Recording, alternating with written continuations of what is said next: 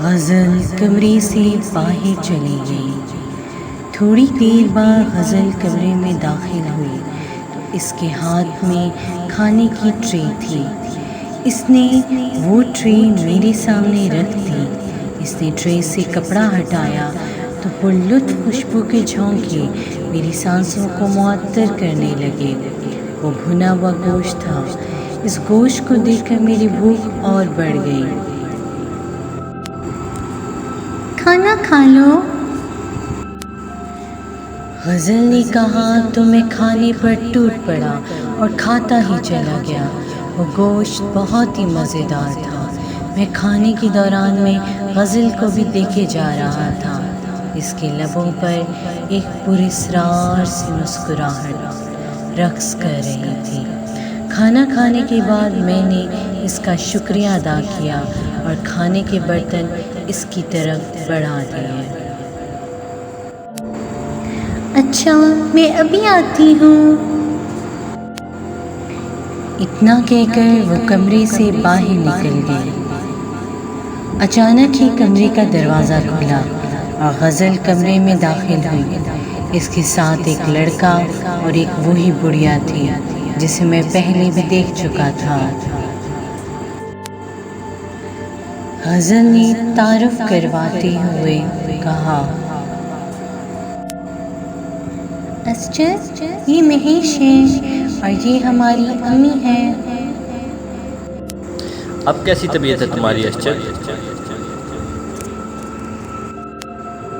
مہیش نے میری طرف بغور دیکھتے ہوئے کہا، اب کافی بہتر محسوس کر رہا ہوں۔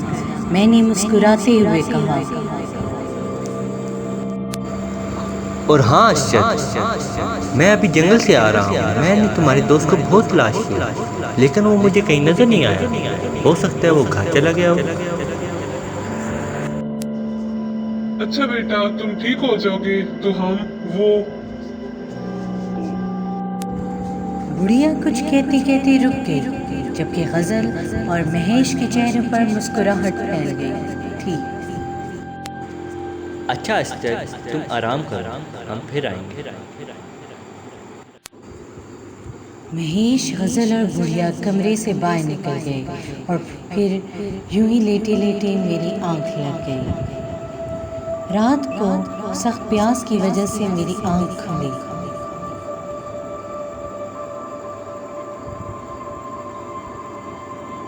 میں کافی مشکل سے اٹھ بیٹھا۔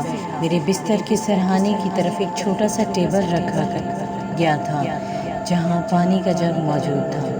میں نے پانی پیا لیکن میری پیاس نہ بجھی۔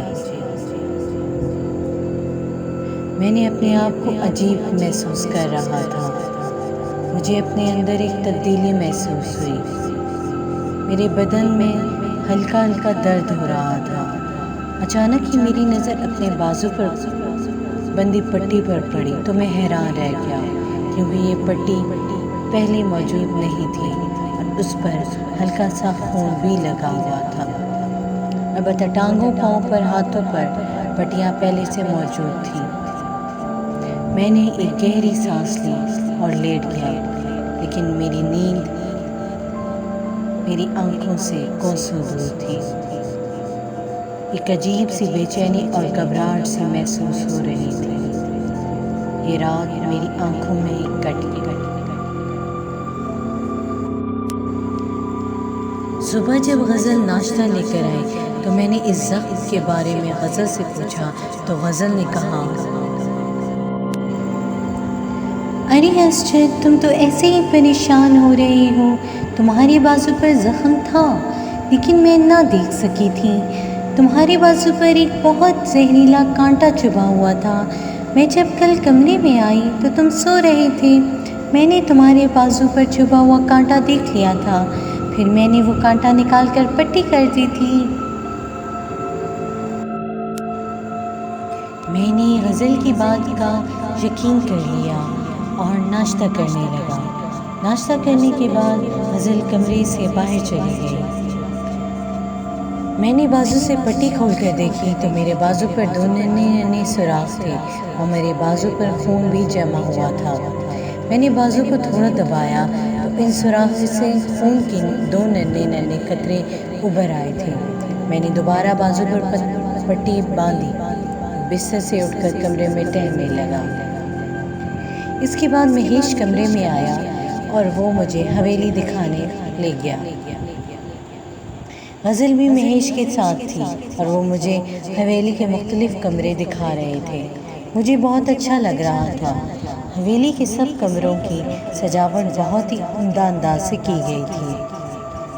اچانک ہی گزرتے ہوئے میری نظر ایک ایسے کمرے کی طرف چلی گئی جس کا دروازہ بند تھا۔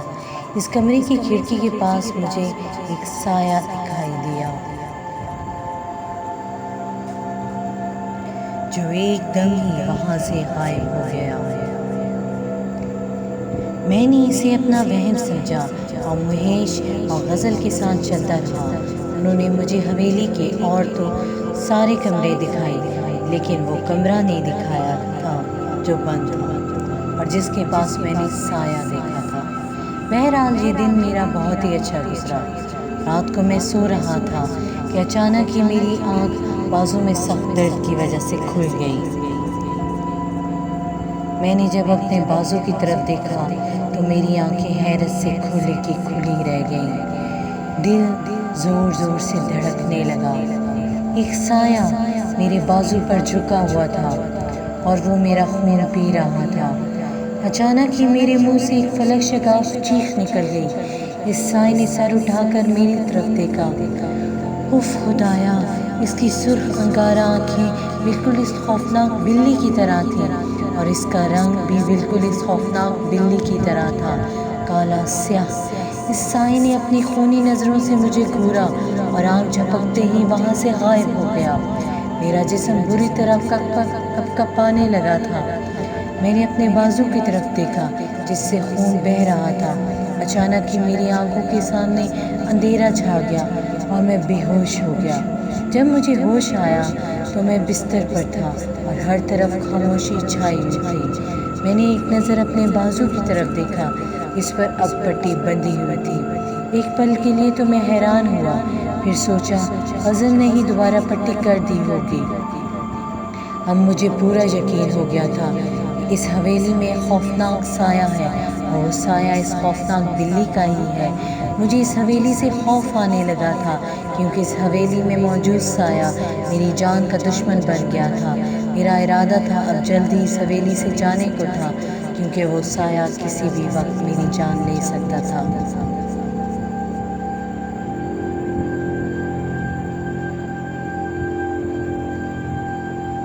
آخر کار میں تنگ آ کر اٹھ کھڑا ہوا اور کمرے میں سے باہر آ گیا۔ باہر بھی ہر طرف خاموشی چھائی ہوئی تھی۔ میرا دل ایک انجانے خوف سے دھڑکا۔ مجھے یہ خاموشی کسی بڑے طوفان کا اشارہ لگ رہی تھی۔